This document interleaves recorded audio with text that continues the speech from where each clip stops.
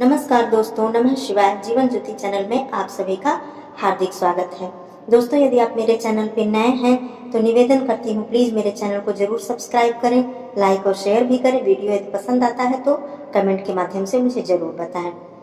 मेरी माताओं और बहनों को हरतालिका तीज की हार्दिक शुभकामना।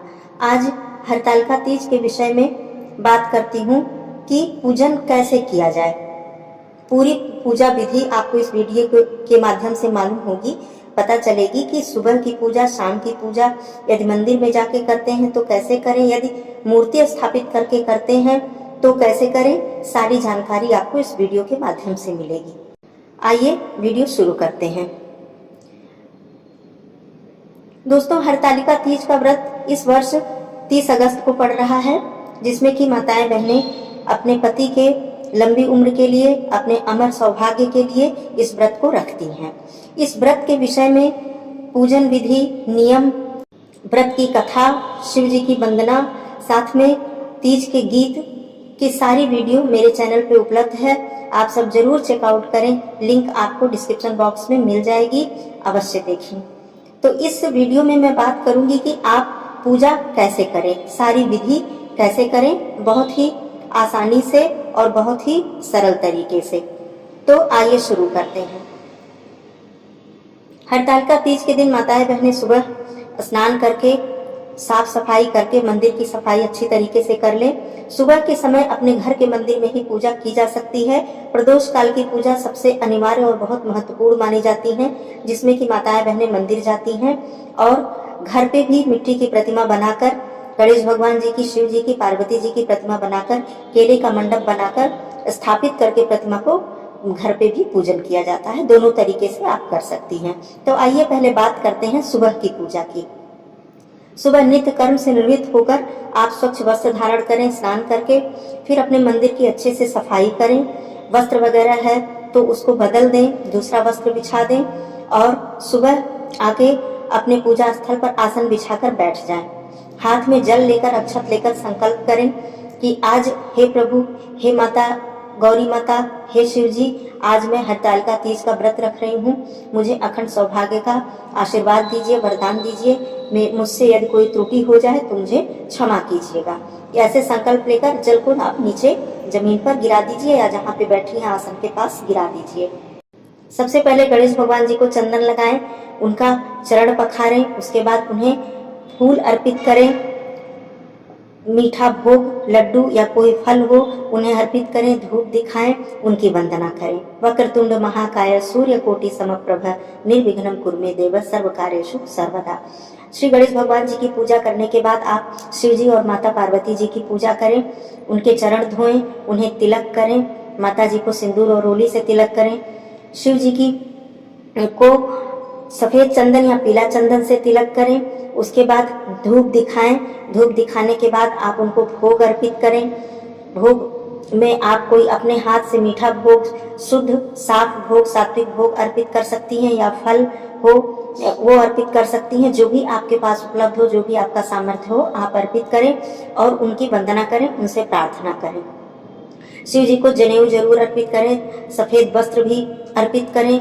माता जी को घर के सबसे, मैं नियम एक और भी बता देती हूँ जो हम लोग हमेशा करते हैं, माताएं बहनें अवश्य ही करें। अपने घर के मंदिर में भी कुछ सुहाग के सामान, जैसे सारे सामान तो आप शाम को प्रदोष काल में मंदिर में माता जी को चढ़ाती ही हैं, अर्पित करती ही हैं, लेकिन अपने घर के मंदिर में आप चूड़ी, बिंदी, सिंदूर, अगर ये 3 जो मुख्य श्रृंगार का सुहाग का सामान है, इसको अर्पित कर देती हैं। और सुबह जब आप पारण करने के समय, जब स्नान करके सुबह अगले दिन पूजा करती हैं, तो उस समय वो चढ़ाया हुआ सुहाग का सामान आप प्रसाद के रूप में स्वयं धारण कर लें।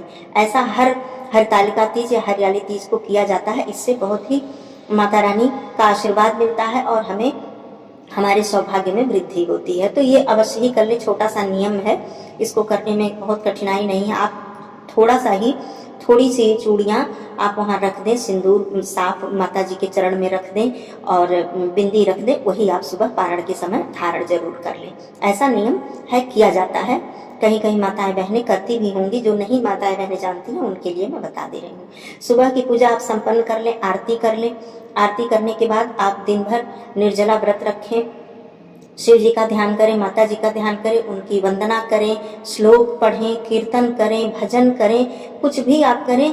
कहने का अर्थ ये है कि आप उन्हीं माता जी और शिव जी, गणेश भगवान, पूरे परिवार जो शिव परिवार हैं उनके ध्यान में अपना समय बिताएं। क्रोध न करें, किसी भी प्रकार का किसी की आलोचना न करें, केवल अपना ध्यान भगवान में लगाएं।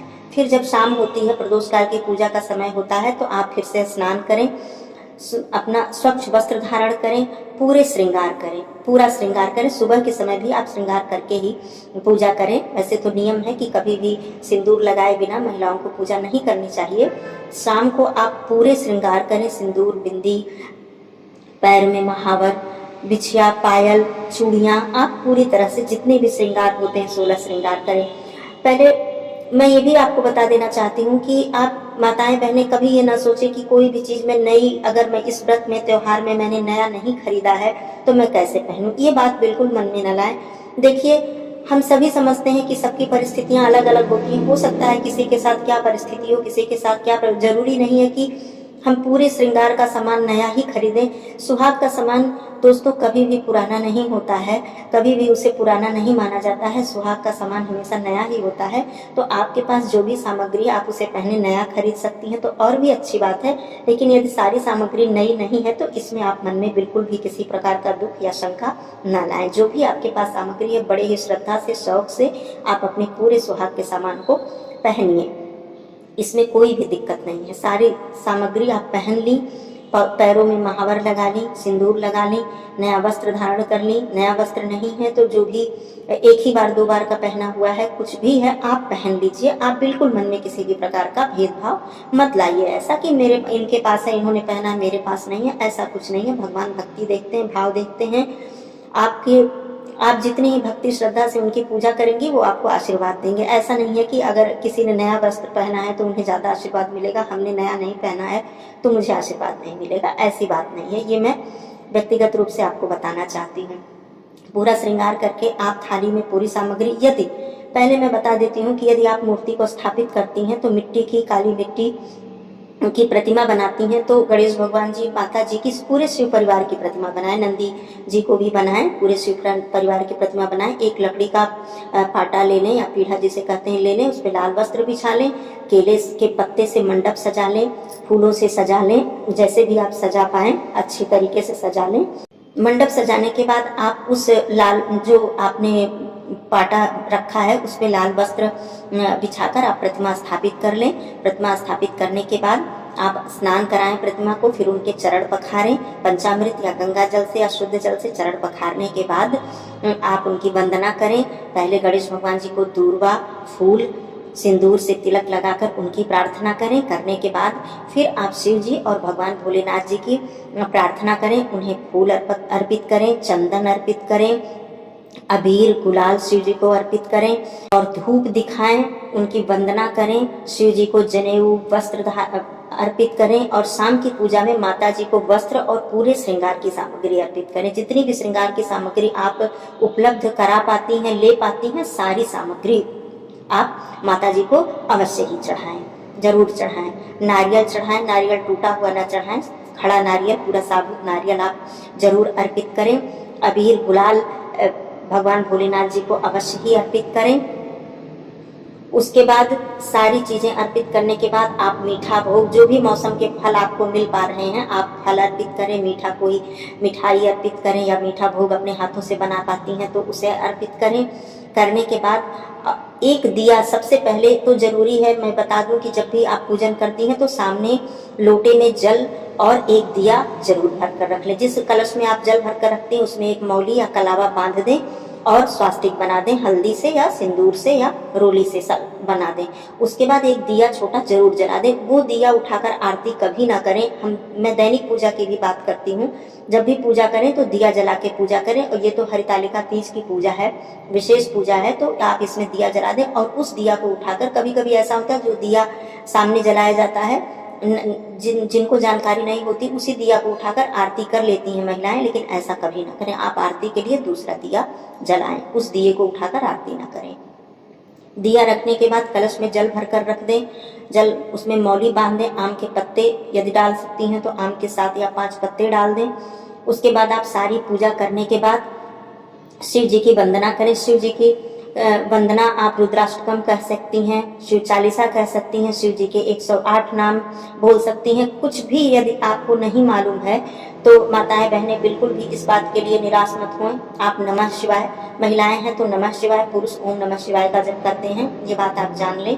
तो नमः शिवाय नमः शिवाय नमः शिवाय का भी जप करती रहेंगी तो ये भी अति उत्तम है। इतना बड़ा मंत्र है, इतना शक्तिशाली मंत्र है कि मैं क्या ही बताऊं, कितनी शक्ति, कितना महत्व है इस मंत्र का। आप इतना भी अगर कहेंगी तो भी भगवान जी स्वीकार करेंगे। आप जितना भी आपको आता है आप बड़े श्रद्धा प्रेम से कहिए। शिव रुद्राष्टकम का वीडियो मेरे चैनल पे उपलब्ध है, आप सब अवश्य चेकआउट करें, देखें, लिंक मैं आप सभी को दे दूंगी।